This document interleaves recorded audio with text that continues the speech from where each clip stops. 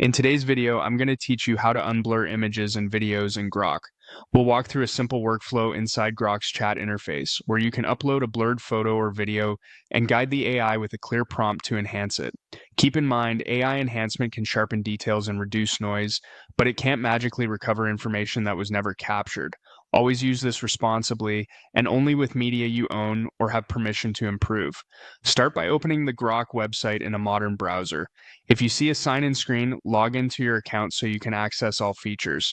Once you're on the home page, head to the chat section. This is where you interact with Grok and where you'll attach your media.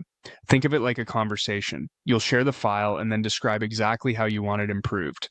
Inside chat, look for the paperclip icon. That's the attach button. Click it to bring up the upload options, then choose upload a file. This tells Grok you're about to provide a photo or video for analysis.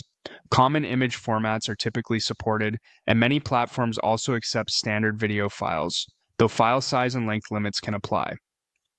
A quick tip: only upload files you trust and that don't contain private or sensitive information you wouldn't want processed. Next, select your image from your device and click Open. You should see the file appear in the chat input area.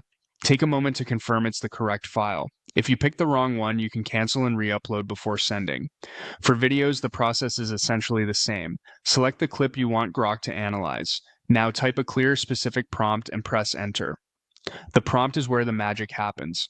Tell Grok what kind of blur you're dealing with: motion blur, out of focus softness, or compression artifacts, and what you want as the outcome. Examples include: sharpen this image, reduce motion blur, and enhance legibility of the text, or improve clarity, reduce noise, and preserve natural skin tones.